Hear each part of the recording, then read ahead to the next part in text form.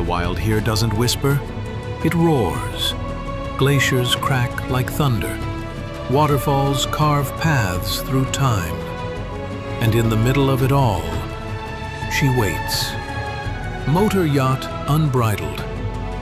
A sanctuary of warmth and refinement in the heart of Alaska's untamed frontier. Bears wander the shoreline.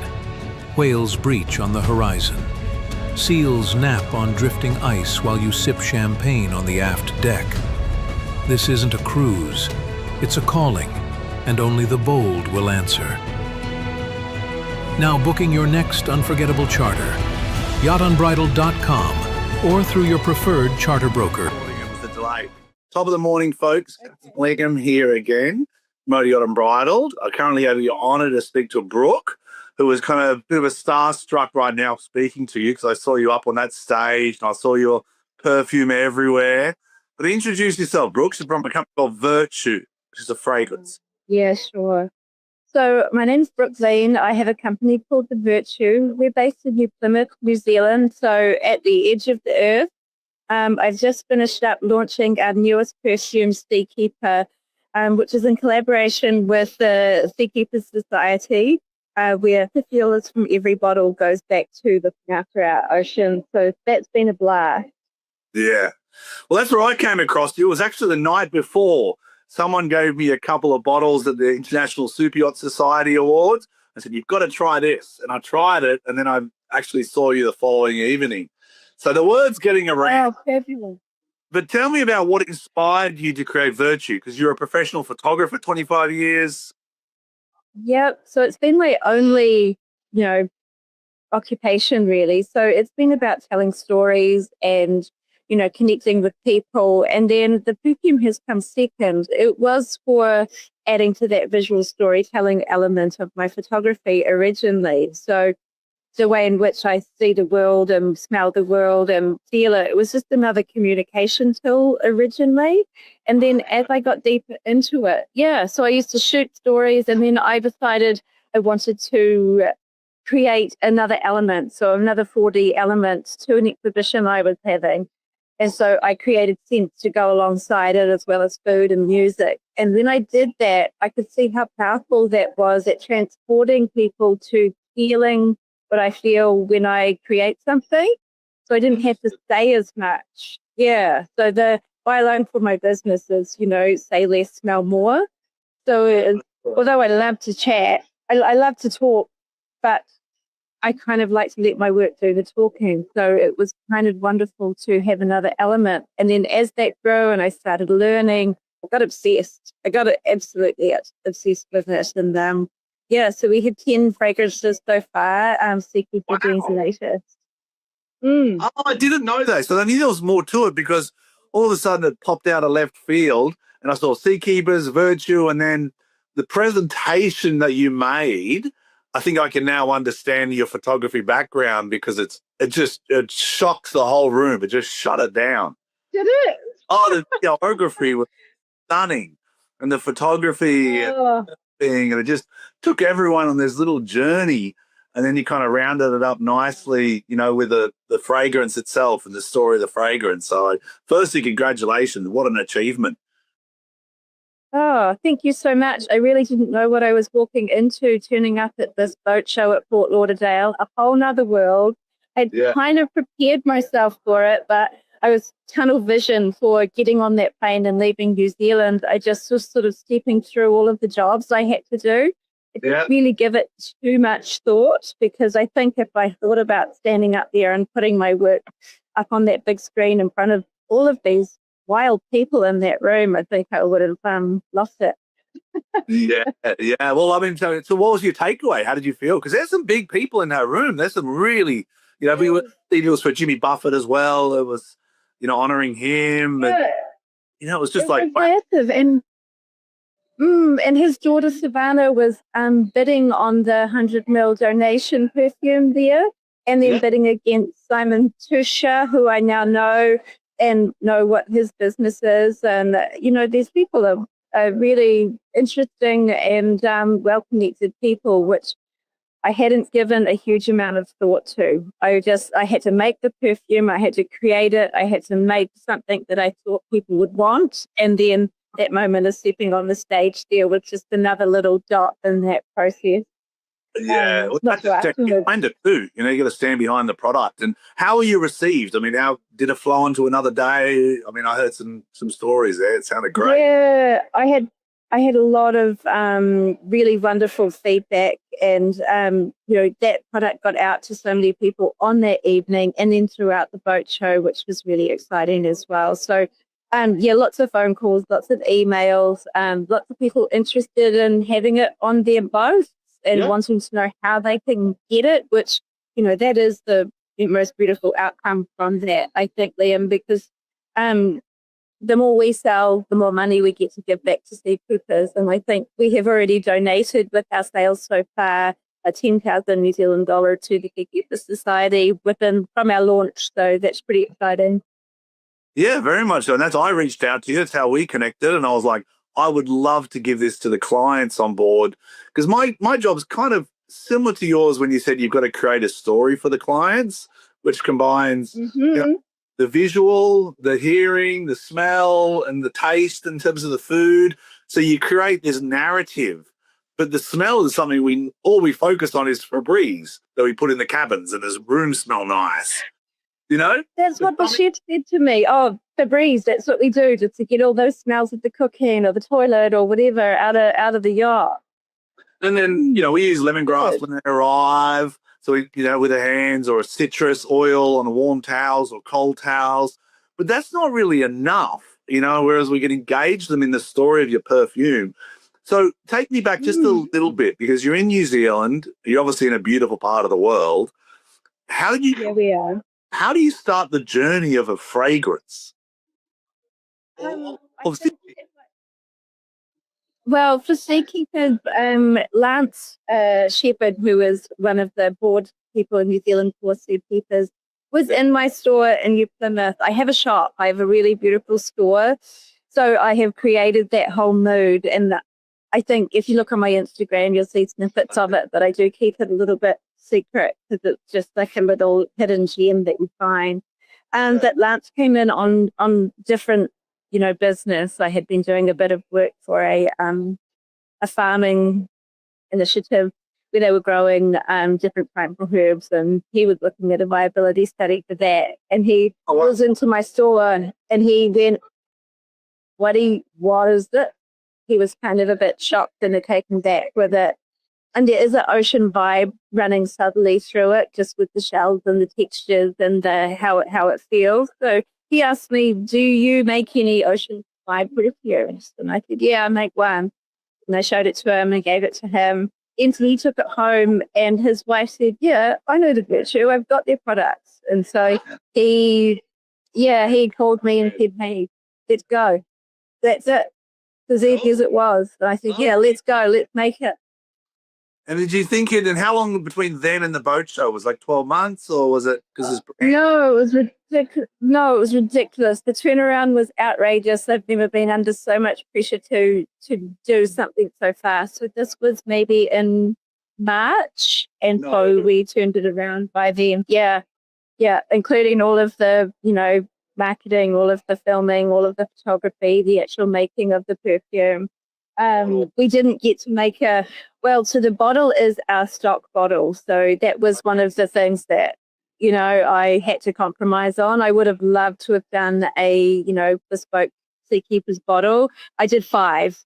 I did 5 for the donation for the auctions, but that was it. So that was the only way I could turn this around that quickly, is by using what we already had in terms of our bottling, but the imagery and the filming and the marketing and everything, which is actually the story first. It's imagery first, perfume second. What a roller coaster of a ride. And then it's unisex, which was something that was always intended, or it just worked? No, always intended. I think that's the way I approach all perfume now. I mean, some have more notes that are, feminine, but we've spent some time throughout the Middle East in the last couple of years working and photographing. And even my partner, who is, masculine Kiwi bloke. He wears florals now. He wears a rosy perfume of mine called Narcosis. After being in the Middle East, there is no laws or rules to how it should be. And we just brought that back into what we want to do. If you love the smell, you get it on you.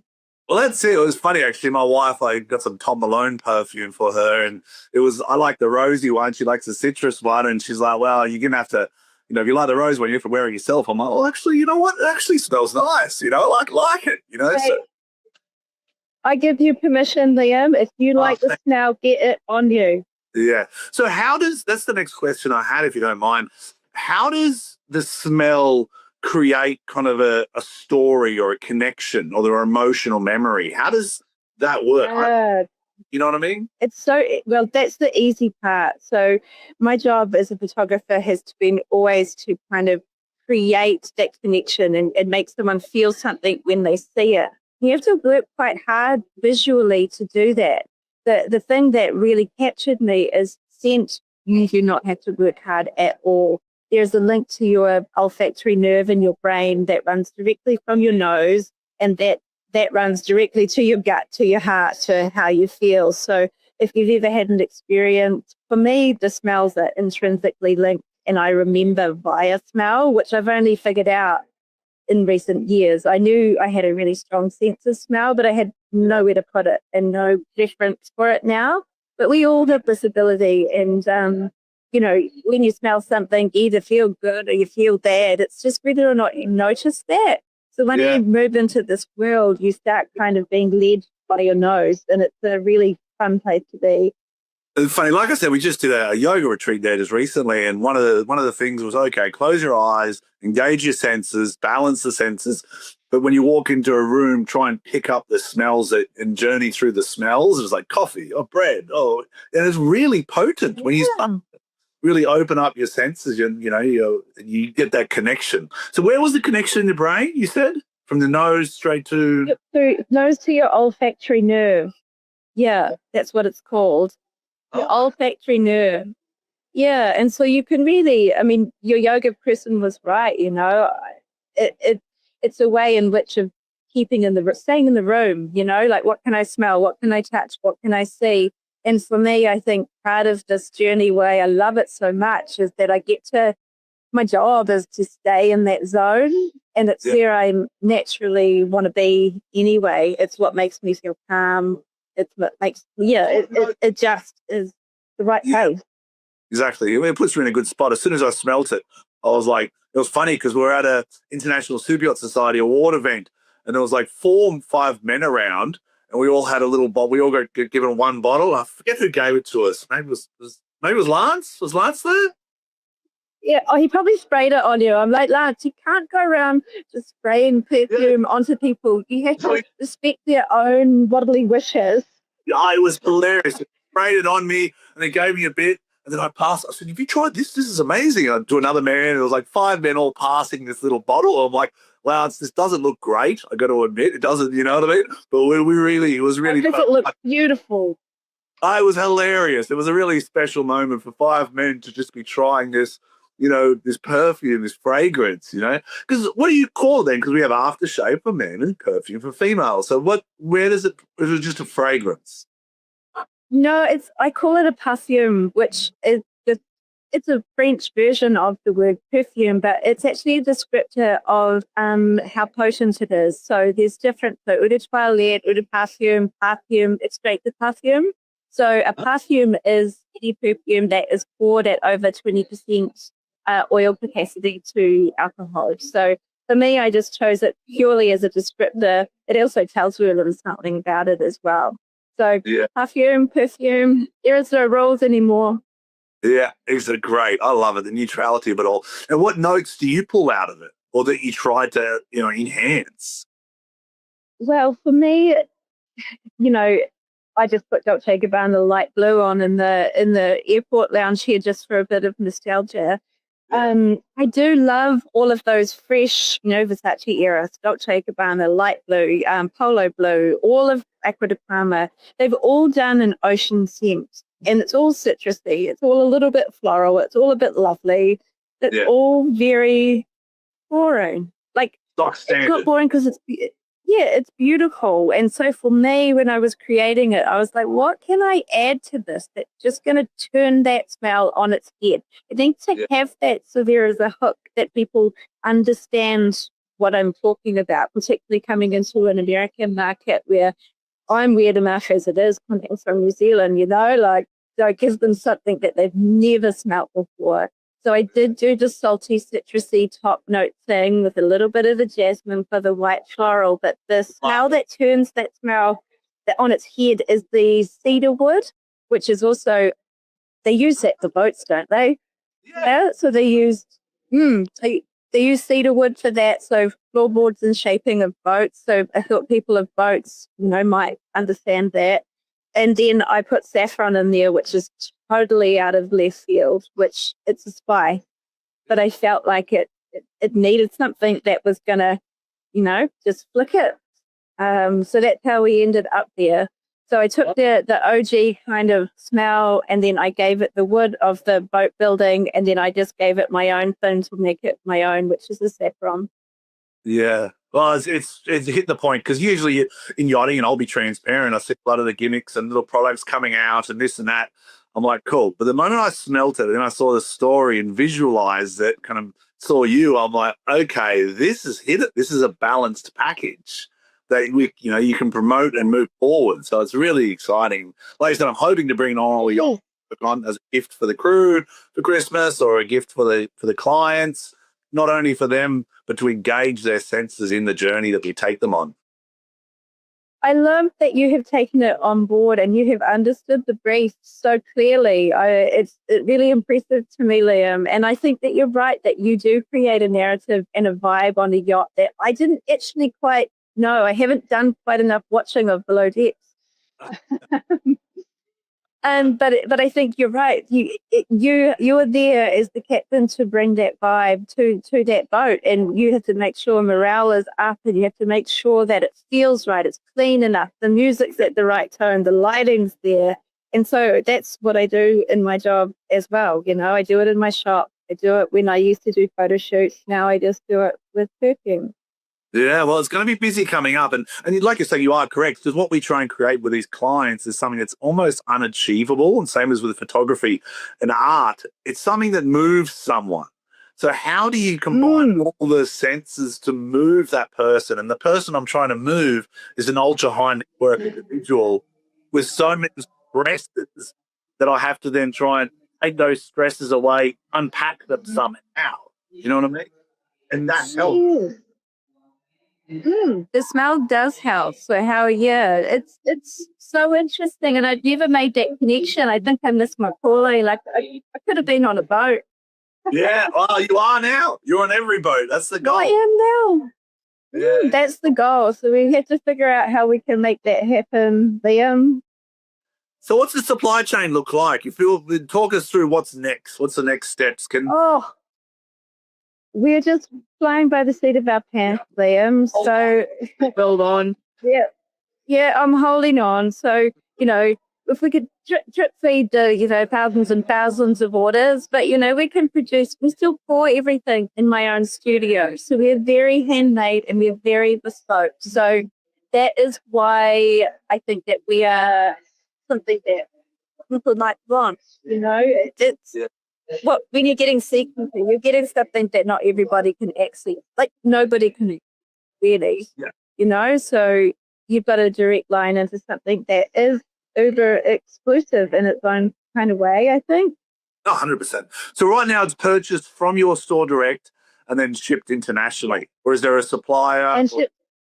Yeah, so what we're trying to figure out now, between now and the end of the year, is what our supply chain looks like into the States. So, of course, the tariffs that have been brought in is a real problem for buyers within the States buying online from outside of the US. So I am very aware of that. So we'll be hustling. If you know anybody who is in that line of work, who's a great distributor, please let me know. Or just a lot of trips from New Zealand. It's like, why is this person traveling every week with 2 bags full of perfume, I tell you what, it would probably be more worthwhile than sending stuff, I tell you what. Yeah, less paperwork as well. We're just going to cover a couple so much less paperwork. Yeah. Yeah, come on, fam. Let's get on a flight. You just have to say that you know what's in your bag. Yeah, exactly. I can imagine it. But the journey started. It's real. It's happening. And I could not be prouder of you. Yeah. It's absolutely exciting. And then so next is supply chain. Go back. Right now, you're going to head back to New Zealand, go home and decompress a bit, get back into your store and say, what was that all about? Exactly. I think I will. I mean, I've had 5 days of Mexico of doing nothing, speaking to nobody, eating yummy food, which was fab. So I think I'm ready to hit it. And I think I probably need to just keep hustling a little bit, just so that I don't miss any momentum that has come from this wonderful trip and all of the people I've met. You know, I know how it's very important to strike while the iron's hot, and if I need to get this product onto people's boats, I better move it and do it quick, eh? Yeah, well, I'm with you. I mean, I just took a couple of days there in Mexico too, and I'm like, all right, back into the war zone now. You know what I mean? Get my fingers typing again and get the crew lined up. But I'd really appreciate time. I know you're going to jump on a trip here shortly. In closing, kind of, what's your big takeaway you want people to take away from this? It's the essence, it's the smell, it's the journey, or it's their own memories. I think once it leaves my hands, Liam, it becomes people's own memory. I think it becomes part of whatever and however they experience SeaKeeper. So I create it with my own story, and then as soon as it hits your nose, that's going to take you somewhere else. So I'm just happy to have been able to use my own creativity to kind of inspire the next part of the story. And it means that I've met all of these amazing people as well and connected on the other side of the world doing something that's super fun. Yeah, I mean, the ocean connects us all. I just read a book called Blue Mind, and it says how kind of 75% of our body and the psychology of the mind just brings us back to the ocean continuously from the mother's womb back. And it's like, I felt it. And when I saw your essence and your presence, like, yep, I'm hooked. That is my fragrance. You know, that's what I loved. Yeah.